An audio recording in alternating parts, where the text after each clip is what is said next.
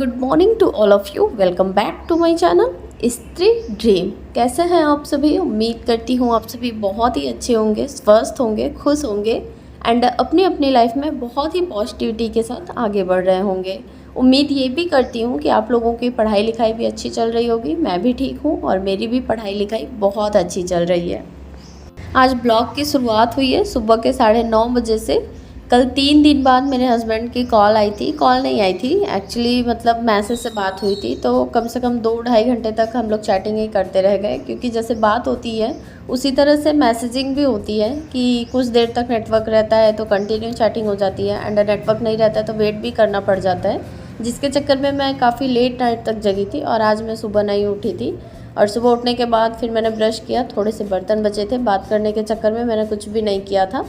जो बचा था दिन का वही सब खा पी लिया था और उसके बाद सारवी को सुला दिया था। बात करने के बाद मैं खुद भी सो गई थी और सुबह उठने के बाद जो भी काम बचे हुए थे वो सब काम मैंने कंप्लीट किया और चाय बनाया। चाय बनाने के बाद मैंने भी चाय रोटी खाई और सारवी को दूध रोटी खिला दिया, नहा लिया, पूजा कर लिया, रूम साफ़ कर लिया। उसके बाद यहाँ पर सारवी खेलने लग गई थी बगल वाली बच्ची के साथ। और सच बताऊँ ना, इस बच्ची की छुट्टी होने से मुझे बहुत ज़्यादा फ़ायदा है, बहुत ज़्यादा हेल्प कर देती है मेरी ये। तो अभी सारवी खेल रही हैं और मैं बैठ गई हूँ पढ़ाई करने के लिए। कल मैंने लगभग 5.5 घंटे के आसपास की पढ़ाई कंप्लीट करी थी दिन में। और आजकल क्या हो रहा है ना, रात में मैं नहीं पढ़ पा रही हूँ। जो भी पढ़ती हूँ सुबह से लेकर शाम तक ही पढ़ती हूँ। रात में जैसे कुछ अगर टाइम मिला तो रिवीजन वगैरह कर लिया, अदरवाइज़ मतलब बनाया खाया। पूरे दिन पढ़ने के बाद इतनी थकान हो जाती है ना, फिर ऐसा लगता है कि अब बस। इसीलिए रात को बिल्कुल भी पढ़ाई नहीं हो पाती है। थोड़े बहुत मतलब जो टेक्स्ट बुक पे या फिर सचिन सर के एप्लीकेशन पर क्वेश्चंस होते हैं वो सब भले ही देख लेती हूँ, बाकी रात में मैं पढ़ाई नहीं करती हूँ। कल मैंने आप लोगों के साथ शेयर किया था कि मैं एक नोटबुक ले आने वाली हूँ जिसमें मैं सीडीपी की नोट्स बनाने वाली हूँ। तो मैं शाम को गई थी तो फिर मैं एक नोटबुक ले आई थी और आज मैंने एक नया चैलेंज लिया है। वैसे चैलेंज क्या लिया है, अगर कंप्लीट ना कर पाऊँ तो फिर कोई मतलब नहीं है चैलेंज का, बट फिर भी मैंने खुद को टारगेट दिया है। टारगेट देंगे तो उसे अचीव करने का ट्राई करेंगे, जिससे कि धीरे धीरे इम्प्रूवमेंट होगा। तो मैंने 8 घंटे का स्लॉट बनाया है पढ़ने के लिए, जिसमें मैंने 2 घंटे सीडीपी रखा है, 2 घंटे हिंदी रखा है, 2 घंटे इंग्लिश लैंग्वेज रखा है और 2 घंटे के लिए एसएसटी रखा है। एसएसटी में या तो फिर मैं यूट्यूब पर कोई भी चैनल फॉलो करूँगी, अदरवाइज़ मैं एनसीईआरटी की बुक्स को फॉलो करूँगी। और बाकी जो 3 सब्जेक्ट है वो मैं जो एप्लीकेशन पर बैच परचेज़ की हूँ वहाँ से ही कंप्लीट कर रही हूँ।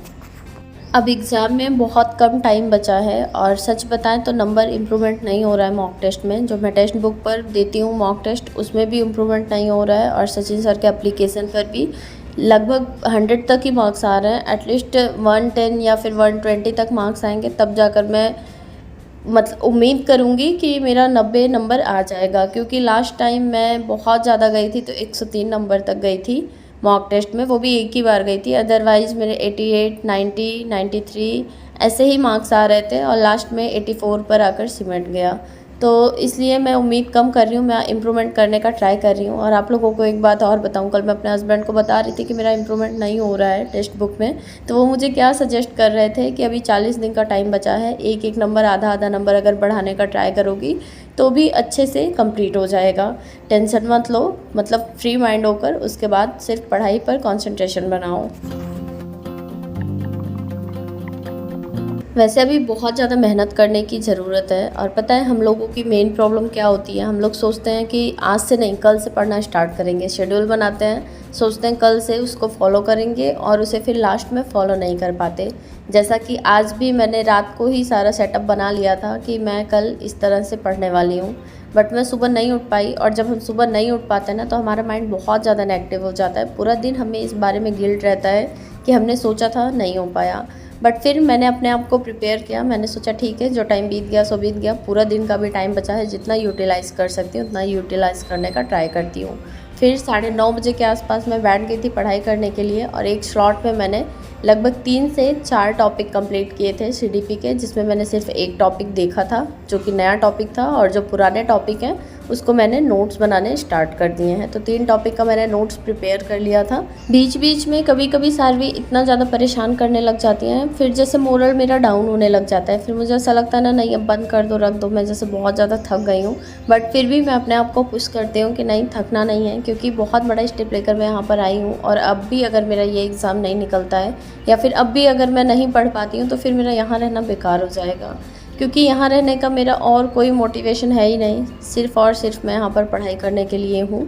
और अभी इतनी सारी चीज़ें सेक्रीफाइस कर रखी हैं, जैसे कि घर पर इन्वर्टर वगैरह भी है, यहाँ पर इतनी ज़्यादा लाइट जाती है, अपने लिए नहीं, मुझे सार्वी के लिए बहुत ज़्यादा बुरा लगता है कि वो एकदम से पसीने में भीग जाती हैं। ठीक है, जो चीज़ें हमारे पास नहीं होती हैं वो अलग बात है, बट जो चीज़ें हमारे पास होती हैं उसका तो हम यूज़ कर ही सकते हैं। बट लाइफ में एक स्टेप आगे बढ़ने के लिए मैंने इतना बड़ा स्टेप लिया है, तो इस टाइम को यूटिलाइज़ करना बहुत ज़्यादा मेरे लिए इम्पॉर्टेंट है। फ़िलहाल किसी न किसी तरीके से सार्वी को बिज़ी रख के मैंने अपना तीनों टॉपिक कंप्लीट कर लिया था। उसके बाद मैंने दाल चावल बनाया और मैं और सार्वी दोनों खाना खाए। खाना खाने के बाद फिर मैंने अपने वीडियो का काम कंप्लीट किया, और जो सार्वी के साथ खेलती है बच्ची वो अपने घर चली गई थी खाना पीना खाने के लिए। तो सार्वी को भी मैं इधर उधर बिज़ी करके फिर बैठ गई थी इंग्लिश पढ़ने के लिए। और मैंने आप लोगों को बताया कि इंग्लिश मैं एप्लीकेशन पर जो निधि मैम इंग्लिश पढ़ा रही हैं वहीं से पढ़ रही हूँ।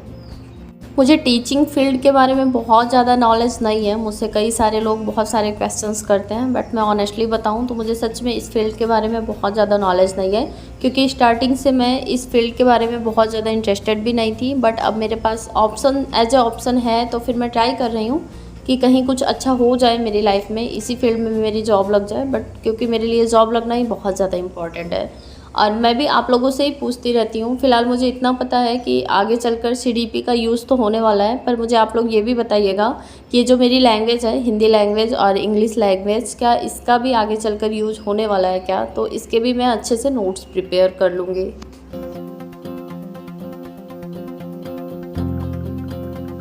कुछ लोग ऐसा कमेंट करते हैं कि बच्चे बुक फाड़ देते हैं या फिर पढ़ने नहीं देते हैं, तो बच्चे के साथ कैसे पढ़ें, कैसा टाइम मैनेज करें। तो आप लोग अगर नोटिस करते होंगे तो मैं सार्वी के साथ भी पढ़ लेती हूँ, और ये आदत मेरी इनकी जो मैंने डेवलप की है ना, ये धीरे धीरे डेवलप हुई है, अचानक से नहीं हुई है। सच बता रही हूँ आप लोगों को कि ये कभी भी मेरा एक भी पेज नहीं फाड़ती हैं। कभी कभार जैसे ये किसी कॉपी के साथ खेल रही हैं, जैसे मैंने सीडीपी वाला वो जो पहले कॉपी ले आई थी मैं, उसका नोट्स बनाने वाली थी, तो उसका मतलब ऊपर का पेज वगैरह निकाल दी थी ये, पर ये खेलते खेलते निकाली थी, इस इंटेंशन से नहीं निकाली थी कि वो फट जाए।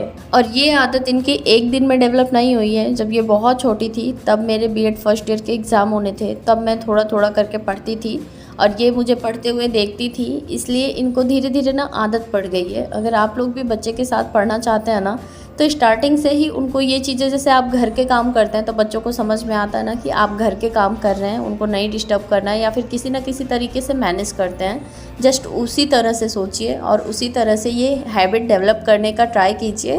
टाइम लगेगा बट बच्चे समझ जाते हैं। तो आज के लिए बस इतना ही। कल फिर मिलती हूँ एक नए वीडियो ब्लॉग के साथ, तब तक के लिए बाय बाय।